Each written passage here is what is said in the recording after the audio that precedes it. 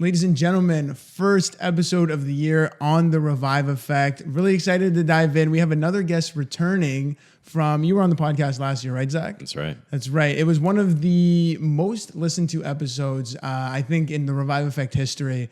It's up there with the top 3. I think because of the polarity, it was vegan versus meat eater, and then it ended with a fist fight. It didn't, but I think people just really like to hear both sides of the narrative. And what I really appreciated about that conversation was we didn't say you're right or I'm right, you're wrong, and then point fingers.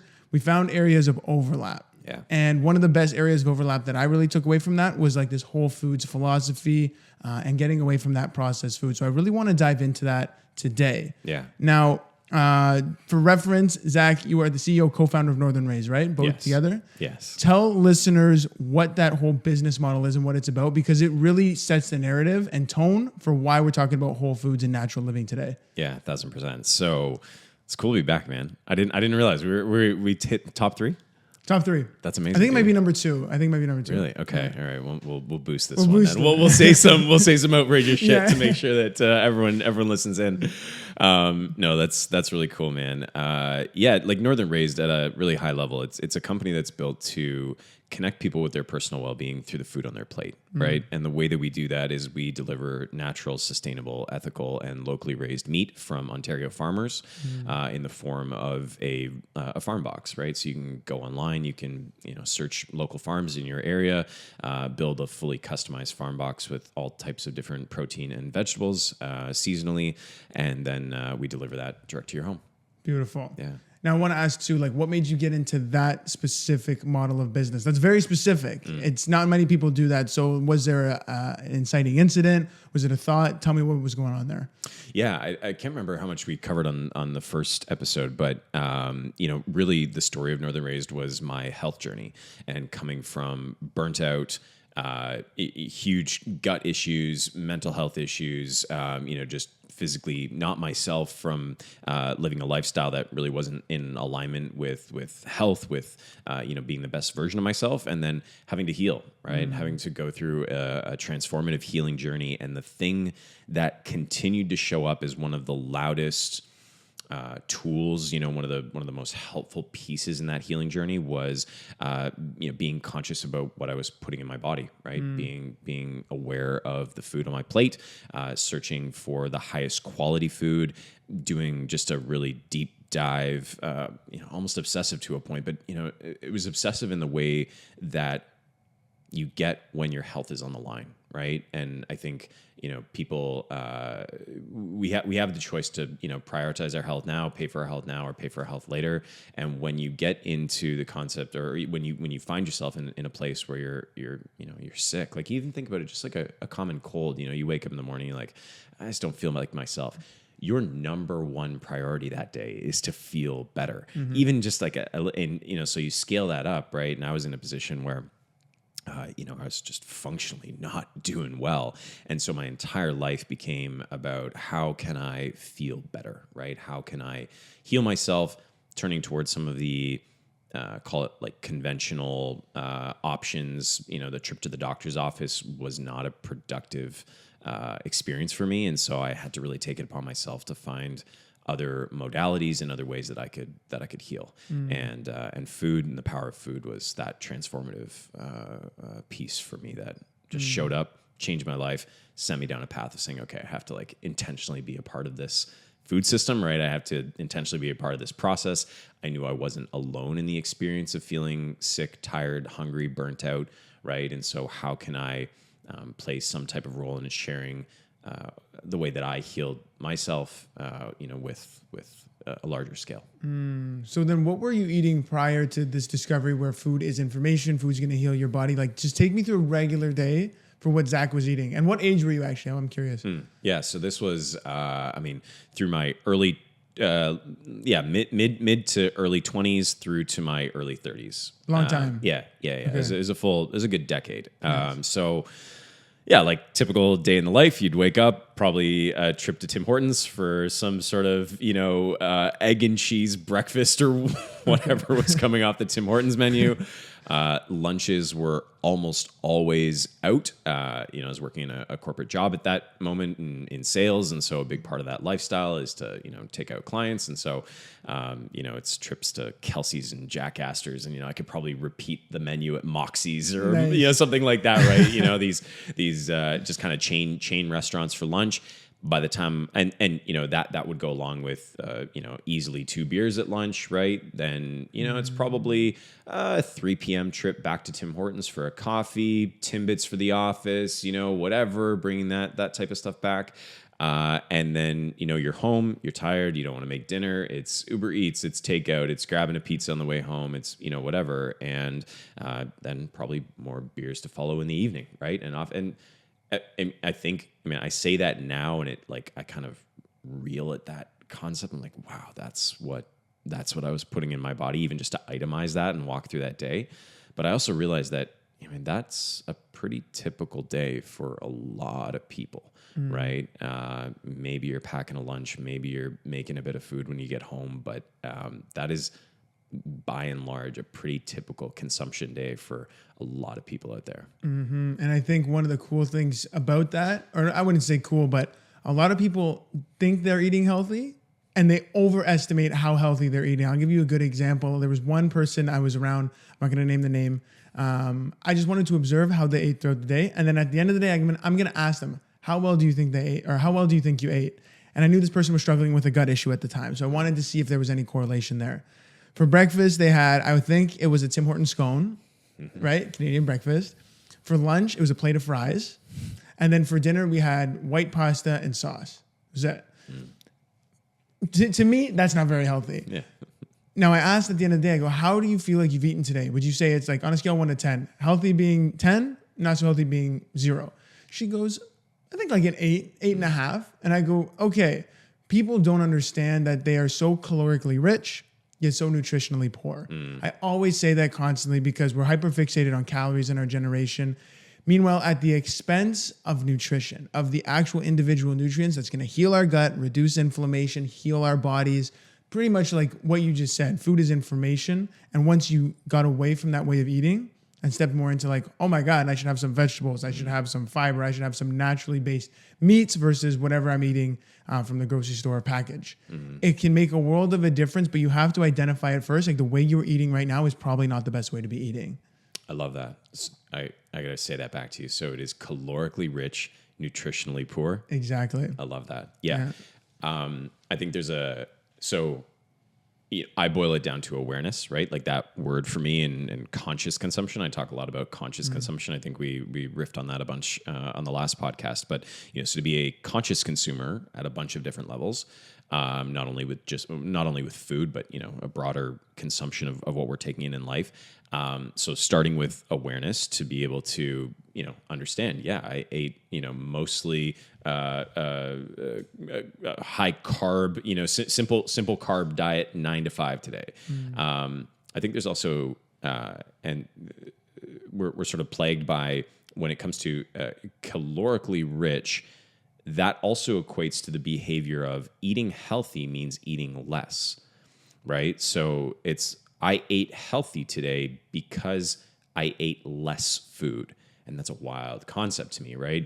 Again, being nutritionally dense and nutritionally rich means that you can take in way more nutrients and not worry about the quantity of the food or have this equation that like, just because I ate less means I ate I ate better, right? And I think people are in this position where to feel not bloated, not inflamed, not, whatever, simply because they ate less is enough symptomatic relief for people to think they ate healthy, right? Because their body's never used to taking a rest from food, right? It's like, I am always so full and so bloated that if I just eat a little less, I feel better. Well, it's not because the actual content of your food has changed. It's just because you gave your body a bit of a break for, half a second or just, didn't overload your digestive system.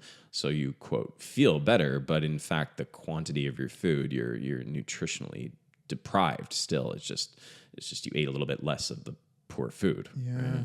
That's a good distinction because I look back to when I was in my bulking phase. It was in university. I would eat so much food. My buddy made a joke the other day. We were out with friends. He goes, dude, we would have 3 classes. They were 3-hour classes, so 9 hours a class a day.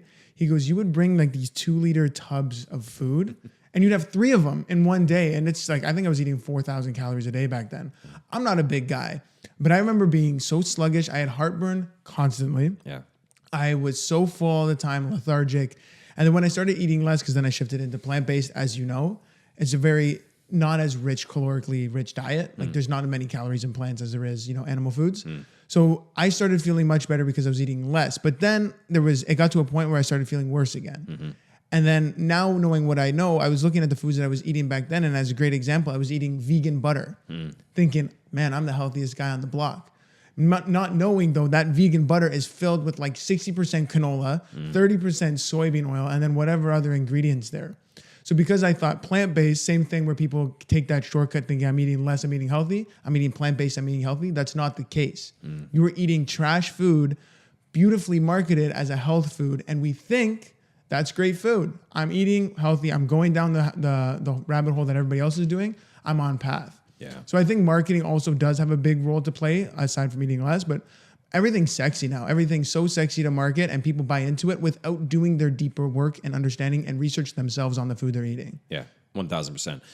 I'm sure there's a fancier term, but the idea of like health washing, right? When you walk down the health food aisles of a grocery store, it is predominantly ultra processed food, repurposed and repackaged and relabeled and repriced to look like a health food, right? And so you've got, Smart Sweets and, not to like call out brands, but there is, it's garbage, right? It is, but we've been led to believe through really amazing marketing campaigns that these are healthier alternatives.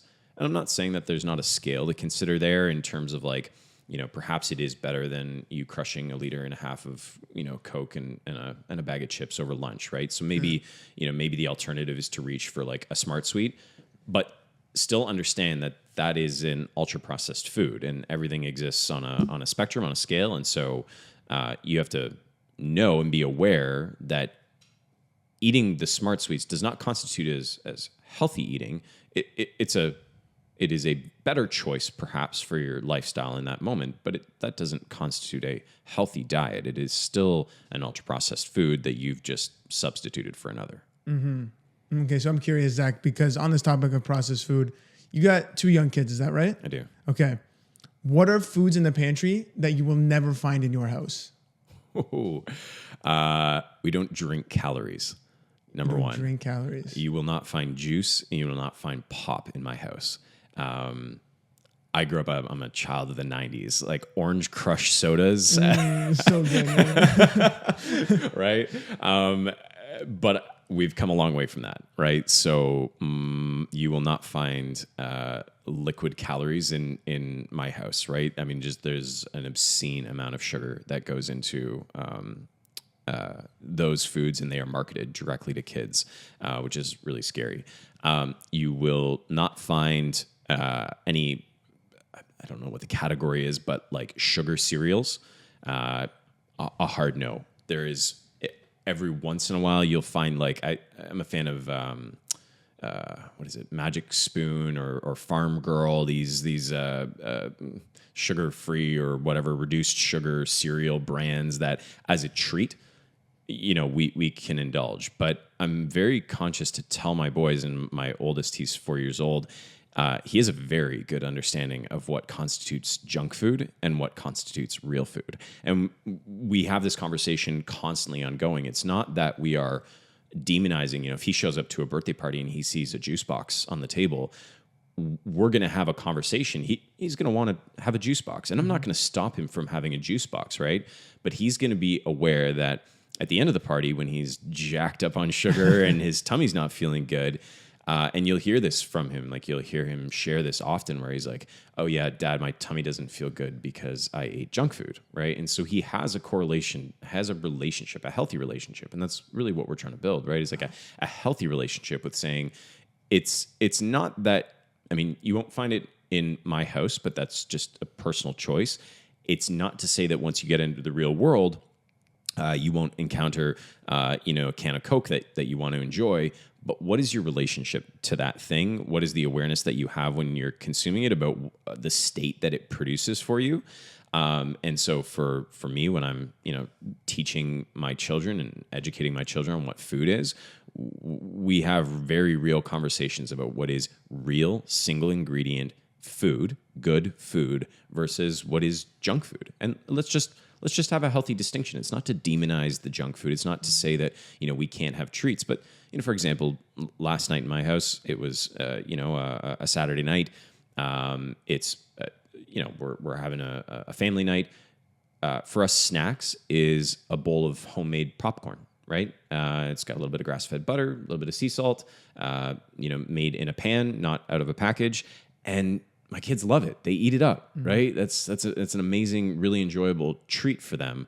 And we enjoy that in really good, healthy moderation. It doesn't take away, I can just feel the judgment of parents going, oh, you don't give your kid pop, you're that parent or whatever.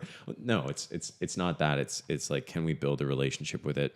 And you can see even like, really young children, they will ask for what is good for them. They will ask for what their body needs.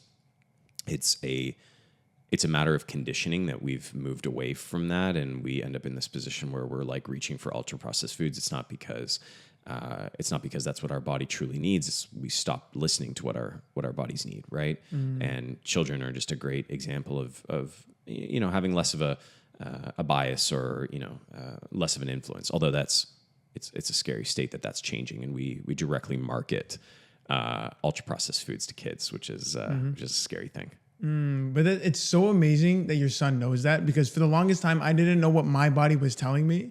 And I didn't make the connection between what food I'm eating versus what my body is telling me until like 4 or 5 years ago. Okay. Yeah. And a lot of people still don't understand that connection. So you're not telling your boys yes or no. You're just educating them on this is ultra processed, this is whole foods, and this is what each of them will do to your body. Yeah. Now you have the information to make an informed decision onto how you want your body to feel afterwards. Yeah. So yeah, like I remember going to birthday parties and I would eat the cake, I would eat the candy, I would eat the pop, but not knowing that I'm going to feel like garbage afterwards. Yeah. Now I go to a birthday party, obviously granted there's not pops and all this and that, but even in our older age, there's still a lot of food there that is like either deep fried. Yeah. Right? Or there's a lot of snack products or lots of alcohol on the table. So it's just like the adult version of like chips, pop, and candy that we had as a kid. So I still know like I can't eat that. Mm-hmm. Don't feel guilty after, but I just know I'm going to probably pay for it. Yeah. I know I'm going to feel like crap. The next morning I'm going to feel sluggish and I'm probably going to sleep in because I don't feel so great. Yeah. So having that awareness is huge for like a good relationship, I think. Mm-hmm. You know what I mean? Yeah. You make a really good point in terms of like the next morning you're going to sleep in and it's going to have impacts to your life. And I think one of the great ways for people to think about behavior change in this way, reparenting themselves, if you will, like avoiding that adult version of the chips and candy table at the birthday party, is to start to draw correlations between the food that you're consuming and then how it applies to your life, right? And that's such a huge correlation moment when you realize that, okay, if I overconsume alcohol today, then tomorrow I'm going to wake up and I'm not going to be able to do the things that I need to do tomorrow, the hats that I wear tomorrow. So for me, it's being a dad, right? Tomorrow morning, if I go hard and crush beers and hit up that hors d'oeuvre table and the deep fried food and whatever at the party, the next morning at 7 a.m. when my kid punches me awake, right, and is ready to play, like that's the version of my life that's going to get impacted by my choices today. And so for me, then it becomes a much more immediate feedback loop or a connection point to say, the choices I make here impact the best version of what I'm trying to strive for over there. And so can I bring some awareness to that gap and change my behavior as a result? It's connecting. I mean, it's not new. We're not talking about something new. It's like connecting to your why, right? Like why do you want to feel great? Well, I want to feel great so I can keep up with my kids. Mm-hmm. Okay. So, do your kids matter to you? Of course they do. I love my kids. Do you love them enough? and I'm gonna butcher this quote, but it's to the effect of people would say that they would die for their children, and I believe that to every fiber in my bones. Would you also live for them? Would you also make healthy choices to impact your life, to become a better version of yourself, so that you can live for your kids as much as you would lay down your life and die for your kids? That's deep, man. You're coming on 11 in the morning. You're hitting that with us. Oh my gosh, man. That is good. That is really good. But even going back to that awareness piece, like you said initially, we were just talking on, a lot of it stems from the environment in which you're setting yourself up in. I'm going to give you a great example. I was back and forth, like I was telling you, from the States, back and forth all year. I found that even though I was eating the same plant-based foods that I do here, like the beans, I would eat some tofu, quinoa, basic whole food plant-based diet, okay? Very healthy, at least in my opinion. When I went down to the States, every day, bloated beyond belief. I felt so like sluggish, heavy, and like kind of like my stomach was gonna explode. And I'm going, what's going on here? I'm eating the same foods that I am back home. And then upon looking at, because I eat a lot of whole foods, natural-based foods that are packaged, but they're much better. So they have a lot more alternatives to like sugar or all the other shit that they put in. A great example was like ketchup down there. I looked at the ketchup label one time and I go, there's way more ingredients in the same brand back home. And I don't know if anybody's ever paid attention to that, Canada versus America. Obviously, we know there's a big discrepancy. But to see ketchup with high fructose corn syrup and then 6 other forms of syrup and sugar in there, I go, I don't get that back home. Yeah. I get maybe like some kind of sugar alternative in it. Granted, not the best still, but way different than what's going down in the States. So even though I was eating healthy, in my opinion, in a new environment, that environment was not supporting a healthy gut, a healthy lifestyle, and a lifestyle in which I feel energized. So you got to set your environment up. You got to be even more hyper aware of the foods you're buying and what you're putting in your home, even though you might think it's healthy. Yeah. Yeah. Yeah. Really well said. On the optimist side, like I do see, and I mean, tell me if you agree, like I see a trend that is changing, right? I think about most recently, there was a huge boycott Kellogg's Fruit Loops because of their use of dyes in the States, right? And this was a huge thing that, impacted the sales of Kellogg's products. And then most recently, the FDA just, I think it was about a week ago now, has banned the use of red dye number 3 in the United States. Now, the concerning thing is that Canada Health has not followed suit, and they basically point to the fact that they don't believe that these studies show an impacted risk to cancer-causing ingredients like red dye number 3 in foods, and so they're still considering that healthy for human consumption. But that to say, I think that there is a consumer trend that people are asking for better. They're holding these bigger companies accountable for what is going in their food. And I think they're challenging the ketchup example, right? Where, you look at one side of the border versus the other. Well, why in the States does, Kellogg's Fruit Loops have red dyes, artificial dyes, whereas you come to Canada and they're using natural dyes? No, it's all on a sliding scale. There's still, huge underlying problems with the concept of a Fruit Loop, but just from a consumer market, right? I think it feels like there's a shifting trend. I don't know. Do you see that? Do you feel that in your circles? For sure. You can even see it populating the shelves, right? There's more health and wellness products coming up. Like one great example, like they're not sponsoring the podcast, but if you want to, Hard Bite chips. Have you heard of these? Yeah. Yeah, they're great. They have avocado oil. I haven't had chips in years because there's all canola. It's all whatever seed oils they're using. I go, I'm not eating that. My stomach's going to feel like a balloon. These Hard Bite chips came out. I go, where's this coming from? And they're specifically advertising on their bag, if you look at it, made with 100% avocado oil. Yeah. So they know that consumers want that extra health and wellness advantage in their food. So I see it every day as I go into the grocery store. And especially because I told you this in the last podcast, I used to work for a processed food company. You would see the companies adapt fast based on the market trends. And I say this example all the time was when matcha became really exciting and really trendy. All these companies were making chips or crackers or cookies, whatever it is, desserts. Immediately we would get products, new SKUs that have matcha infused, whatever. Because they want to adapt to what the consumers are saying and what the consumers are buying. Obviously, companies are going to adapt. If you are not buying a flavor of chip, they're not going to manufacture it anymore. We said this in the last podcast too. You vote with your dollar. Yeah. If you're voting with dollars for all the more healthy and organic foods, companies are going to go there. If they're not going to sell a product that isn't going to sell, they're not going to manufacture that. Yeah. So we do have the power, but at the same time, companies need to also step into the spotlight and take the extra side of accountability on that other side, because we buy from them.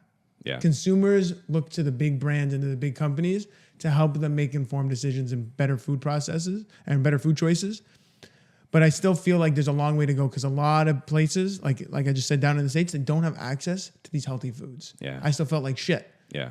And I'm somebody who knows how to eat. Yeah. So I think we're getting to where we need to go. There's still a long way in which we need everybody to get on the same boat, though. Yeah. You're really right to say that it is on the consumer.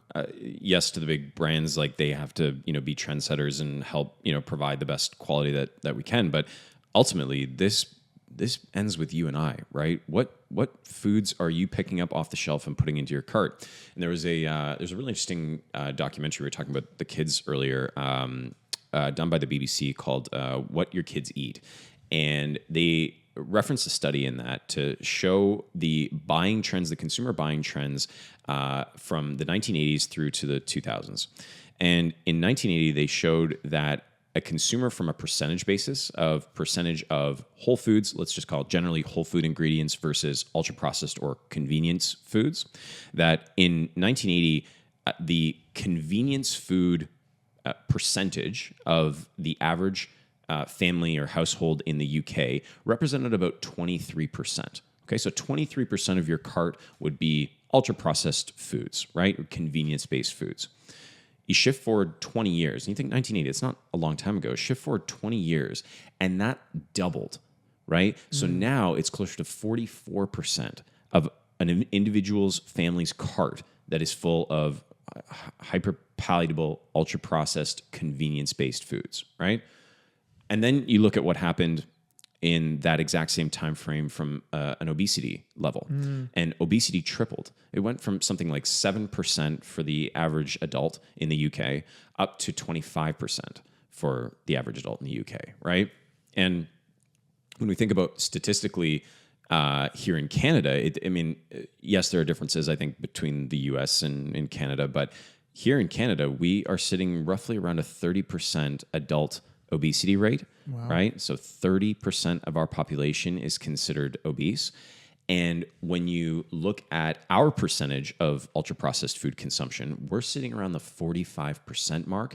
And although I haven't seen any recent data to support this, I would say anecdotally, I feel like that has climbed over the past probably 5 to 10 years, right? That number is going to be higher. So you think about when you're walking through a grocery store, that in the average person's cart, 45% of the food that is in their cart is not real food. That's a wild stat. And then you look to the obesity rate and say, okay, well, 30% of our adult population is obese. And what's even scarier, and we talk about food marketing and how it we're impacting or how we're educating the next generation and kids are disproportionately affected by this. And the studies would show that for the consumption, the average adult to consume roughly about 45% of their diet, their caloric intake in a day coming from ultra-processed food, that jumps to 51% for children under the age of 10. Oh, a growing kid. A growing child. So a child, even versus an adult. So we have an adult obesity problem, right? At 30% of our population.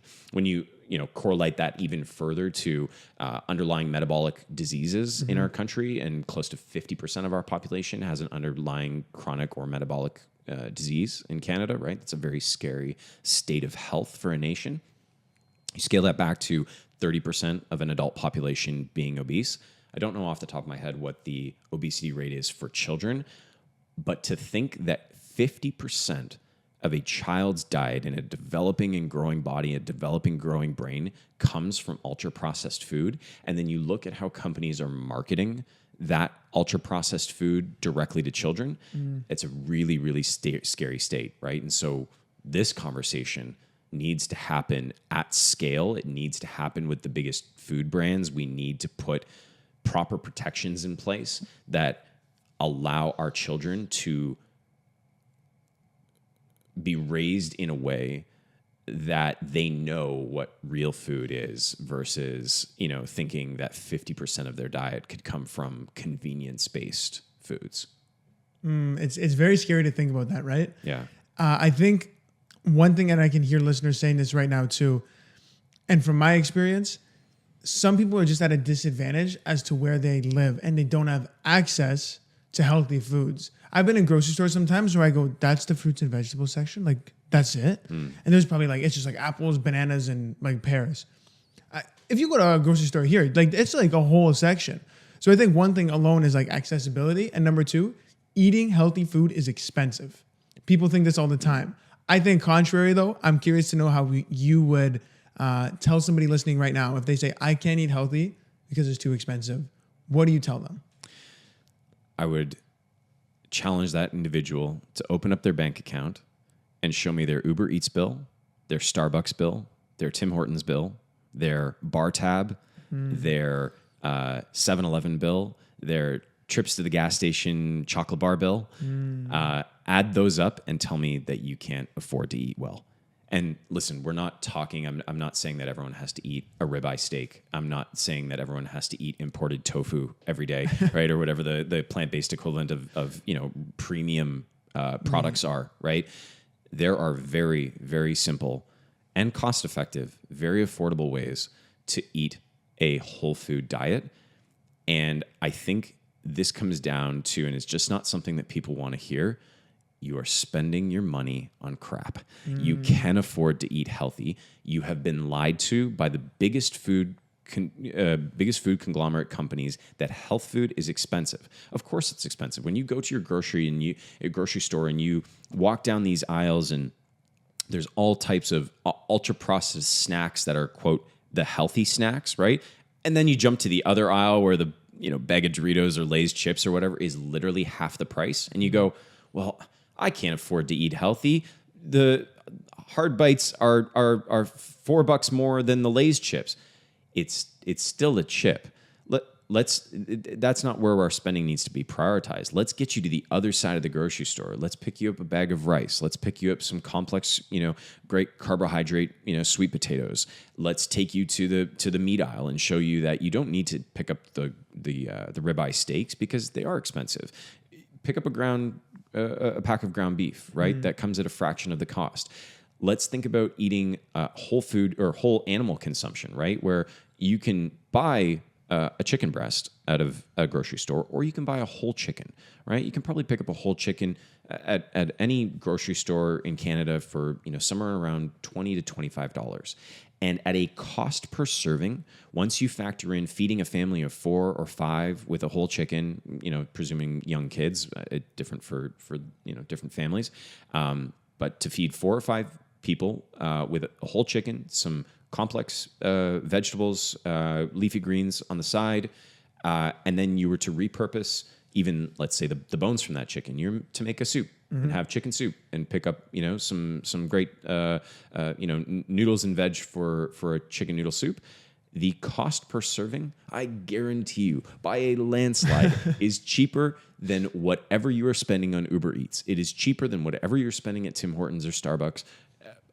Bar none. I challenge anybody to tell me that if they reprioritize the spending, that the dollars that they dedicate towards fun food, convenience-based food, and they put that money into eating healthy, real food, that A, one, they wouldn't transform their lives forever, right? And B, that they would realize that eating healthy is affordable.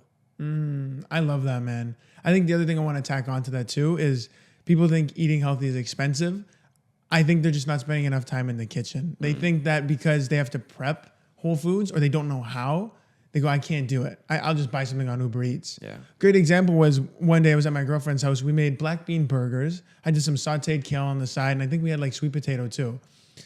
That meal total, like if you broke down everything, it was like 2 cans of beans, maybe 2 sweet potatoes, and a head of kale. For both of us, it was probably like $12 for 2 people. And that's a full dinner. I didn't eat till the next morning. And all I had to do was mash up some beans, put it in a pan with a little olive oil, saute it up, and then put the kale in right after, and then bake the sweet potato. I have a great healthy meal, and I don't feel bloated. I don't feel heavy. I don't feel tired. I don't feel like my bank account got rinsed either. That's another big one. So spend some time in the kitchen and just make some food. Be intentional with it. I think you said this on the last episode too, is like being connected to your food. Yeah. When you are buying convenience food or outsourcing your meals, you're not connected to your food. It just comes to your table. You don't know what is in it. Number one, at a restaurant, I just found out that there's probably butter in like 90% of all restaurant meals. I didn't know that. Yeah. You're not connected because I wasn't there in the kitchen making it. I didn't have control over that. I didn't have control over what oil was used, what type of meat was purchased. They could be buying from some shitty farm like out in the boonies. Yeah. When you connect to your food and you make it, the control you yield over it is so much more powerful, because when we're saying eating healthy is expensive, I can't do it, you're outsourcing your blame. Yeah. Don't outsource your blame. Take it in-house, own your shit, and make your food connect to your food and understand what you're putting in your body. You hit the nail on the absolute head, man. I cannot stress enough the importance of getting in the kitchen. You don't have to be a Michelin star chef. Figure it out. Like, pick up a pan, pick up a knife that can cut through a vegetable, and learn how to scramble eggs. My 4-year-old can scramble eggs, right? There is a nutritionally dense, protein-packed superfood that is ready in under 2 minutes, right? So, time is money, right? So let's take this equation even, beyond the dollars in the bank account. I know many affluent people that can very readily afford to eat premium healthy food and still choose not to because of the supposed time inconvenience of eating healthy, right? I understand your time is money. I cook meals for a family of 4 with a busy lifestyle, running a business, doing dad stuff, trying to live a life. All of my meals are, I'm going to say, 5 to 6 ingredients tops, plus some spices, and take me less than 30 minutes. They typically include leftovers for the next day, right? So I've cut down on whatever my lunch was for the next, like prepping my lunch for the next day, right? And I dedicate 20 to 30 minutes a day to do that for me and my family. I really, really struggle. And again, like, okay, let's not open up your bank account to look at your Starbucks bill. Let's open up your Netflix account to look at your binge watching bill, right? Let's open up your phone to show me your screen time. Did you spend 20 to 30 minutes on Instagram today? You probably did, right? How about you get in the kitchen and take 20 to 30 minutes to cook food instead of 20 to 30 minutes to doom scroll, right? Like, these are all costs that we readily spend without having a conscious awareness of where those time and resources are being dedicated to. And then we blame the system, we blame external circumstance, we blame finances, we blame lack of time for the impacts to our health. And I'm of the mind that I just can't abide with that like level of inconsistency or incongruency in your thought process and in your lifestyle. You need to take ownership of that. You need to have that conscious awareness of what's coming through. Be a conscious consumer at all levels of your life. And to your point, like, this maybe gets it like a little bit beyond just the logical and into a bit of the metaphysical, but there's a power to food. It's something that for all human history has connected and bonded us. When we eat together, we have peace. When we eat together, we thrive. When we eat together, we celebrate. Food just represents this really powerful connection tool. And when we consume mostly ultra-processed food or convenience-based food, we eat on the go, we eat in the car, we are losing out on one of the most energetically powerful things in this world. You think about any good times you've had, it's probably centered in some way around food. You go to any party, where do people gravitate to? They're hanging around the kitchen island, right? Where the food is being prepped and served, right? And so to be able to tap into that is going to create a deeper connection. And even, like, let's step away from the woo-woo for a second. Never mind the energetics of the food. When we take a moment at our physiology, at a biological level, to enter into a rest and digest state, when we put our phones down for a second, when we take 20 to 30 minutes in the kitchen to make some food, to think about the meal, to think about the people that we're creating it for, it takes our body into a rest and digest state, allows us to absorb nutrients better, improves our digestion, improves our metabolic function, and ultimately gives us even more supercharged power from the food that we're consuming. And that food is serving us even more because we haven't eaten it as we're running out the door, or we haven't, eaten it as the Uber Eats guy hands it off to us, right? So huge biological advantage to just slowing down, having some time to prep your food, get into that process. And then there's all of the cost benefits that go along with that, and just kind of attacking this fallacy that healthy food is expensive. I think even making time and being intentional with prepping and making time to eat it lets you make better decisions right from the get-go. I'm so guilty of eating my food right in front of my computer screen. I do it like 4 times a week. Like, I'm not saying I'm anybody's, like, I'm not pointing fingers anywhere.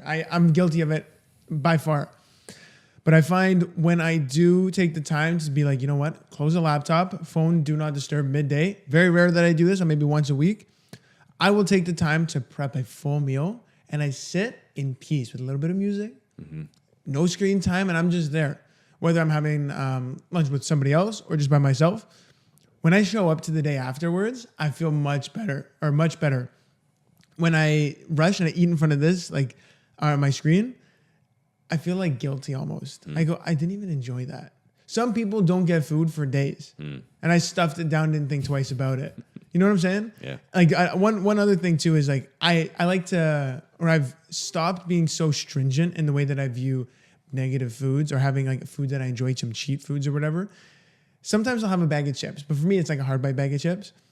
But if I watch a TV show and eat the chips, when I finish the chips, you go and you put your hand in the bag, you're like, oh, they're gone. I sit there, I pause the screen, and I'm like, I didn't even take a minute to enjoy it, man. Like, I almost want to eat the chip with full intention, like no distraction. I just want to eat the chip. Yeah. I guess woo-woo and as juju as that sounds, how many people actually take the time to mindfully eat their food? Yeah. I feel like not a lot of people, man. Maybe 1 or 2%, if I had to say anything. Yeah. Healthy relationships, man. Healthy relationships with what you're consuming, right? If you're gonna sit down and watch a movie, watch the movie. Don't be on another device, and don't have 3 screens in front of you. Enjoy, be present.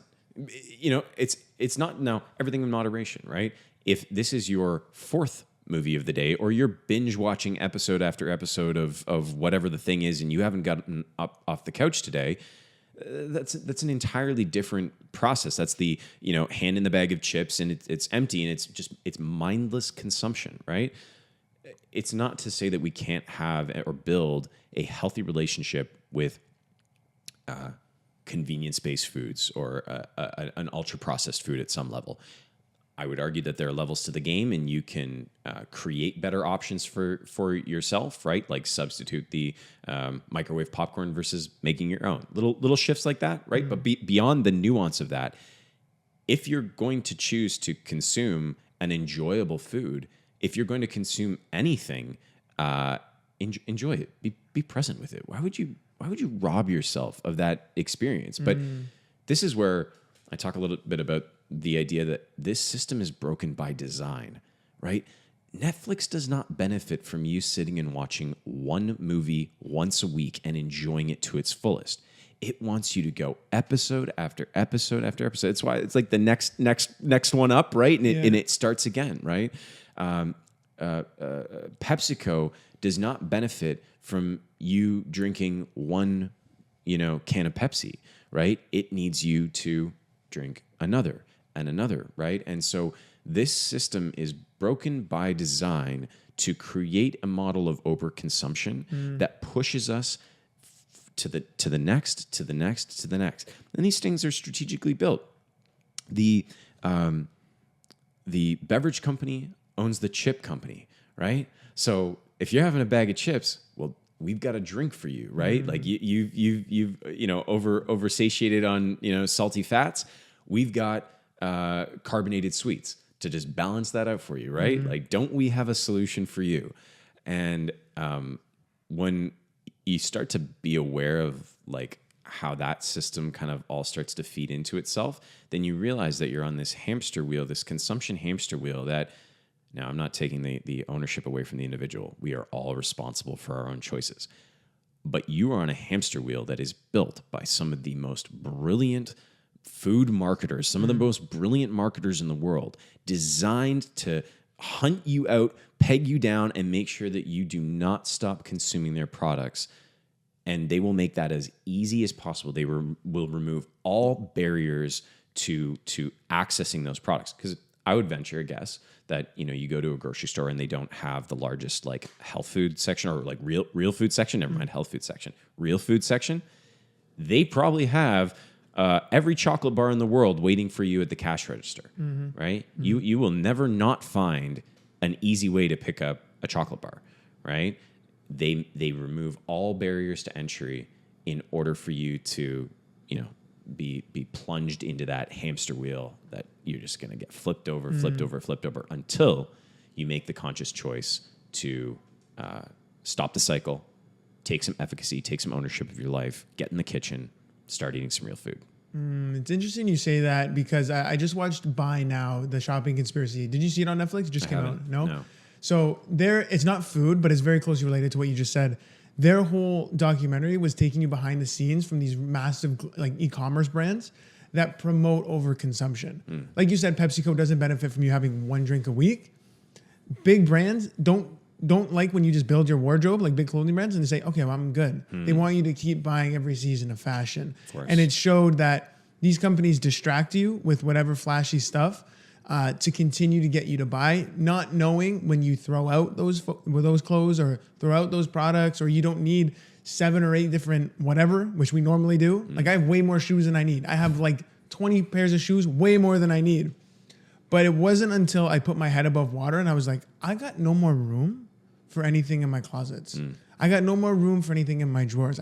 I have too much stuff. But from that awareness piece, if I didn't take a minute to say, this is too much, you keep perpetually buying.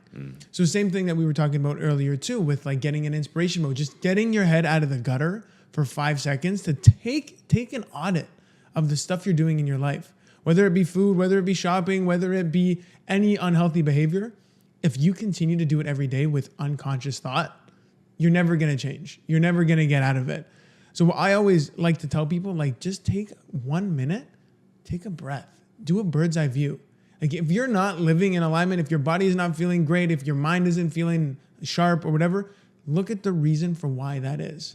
So same thing with the shopping conspiracy. You're too head down on the site shopping all the time. You don't think about the repercussions. Same thing. If you're buying Uber Eats, if you're going out, if you're always looking at the grocery store aisles where you're just like in and out right at the chip aisle, you're never going to take a nice audit and make informed decisions. So I always like to say, get your head above water, man. Just take a bird's eye view so you can make a proper decision. 1,000%. Really well said.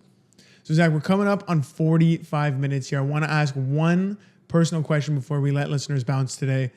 We talked about Zach at the beginning of the podcast when he was eating his prior way of life, from the Tim Hortons to the drinking to the going out all the time. If you had all the information you do now, which you do, you're looking Zach in the eyes right now, how would you tell him, or what advice would you give him to say, look, man, here's the next 10 years for you. Here's what I want you to follow. So I'm talking to that previous version of myself, or I'm talking to the next 10 years? Am I looking forward as I am right now and looking forward 10 years, or am I speaking to that previous version of myself and telling him what to do for the next, up until this moment? You know, yeah, past Zach. Past Zach, up into present Zach, yeah. Ooh, that's a deep one, man. I think you mentioned taking a breath, and I would probably start there, right? I would probably speak to that guy and tell him that life is pretty noisy. Simplify, take a step, take small actions, breathe, put yourself in a position of safety, of rest, of clarity, quiet the noise, and allow that opportunity to see the bird's eye view, do that audit. Because I think in that moment of life for me, it was very heavy. There was a lot of noise. It was a lot of pressure. It was, very constricting in that way and very difficult. to get my head above water and to take a second, right? So I think the first thing would be to just hit the pause button in some way. From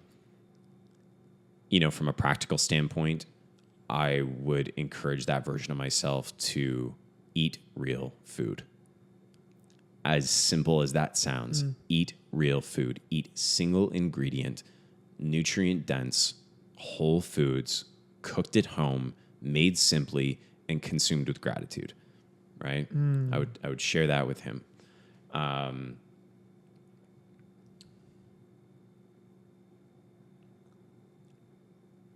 Yeah, man, that question really hits hard. I feel like I could go a lot of different ways. I think from an emotional standpoint as well, around the relationship that we have with ourselves. I would encourage that version of myself to see and find the alignment with the potential that he holds, right? Like that there is a better version, and to not be complacent with the maladjusted life, like not to become adjusted to a maladjusted life, to not wake up and be like, well, I'm just always going to feel this way, or I'm stuck here and this is just the best that it's going to get, or I don't know any better. I use the analogy that I think we're all driving a Ferrari, but we don't know it, right? Like we wake up in our budget car and think, well, I can hit the gas pedal as hard as I want, but I'm just driving this, beater car, and I can't go any faster, can't get any better, right? If there's something that I could tell that previous version, or tell anybody that, feels like they're stuck in that version of themselves that just can't, surpass that, is that you are built to be an incredible human being, that you're built to be so much more, that your potential holds so much more, and you have the ability to access that. For me, it was through the power of food and eating the right things and fueling my body that gave me just a little glimpse, right? It showed me just a bit of that horizon. And when I saw that potential, I became obsessed and just that huge desire to see more of that, right? Once you've driven the Ferrari, you want to drive it again, right? And so for me, it was exploring deeper and deeper ways to see that future version of myself become a reality and become who I am today and who I am still becoming, right? But I think if I were speaking to that version before, it would be to get little glimpses, to emotionally align with the potential of who he could be, and then work backwards with really simple actions. It does not need to be wild scale, grandiose, change your life tomorrow type of stuff. Little simple actions aligned with the purpose of living your life as a better version of yourself, and then bringing that into every single moment with conscious awareness and small action towards that goal. That's beautiful, man. Yeah. I love that. Well, Zack, man, I want to give you the stage before we bounce today. Where can listeners connect with you, your business, and any other thing they want to do to stay in touch? Because I know for a fact after this episode, they're going to be resonating. So yeah, tell them where they can find you. Yeah, it's really simple. Instagram's a great way to connect with me personally. Zack.Langlois. You find me on Instagram. Find Northern Raised too. I love to connect with people through our Northern Raised Instagram, northernraised.ca. You'll find all the things, and it's a great opportunity to connect. I love to do that. So I really appreciate it, man. Awesome, Zack. Thank you for popping on, man. Round 2. We'll see you for round 3, man. We're gonna have to 100%. Let's go. Thanks a lot, man. Awesome.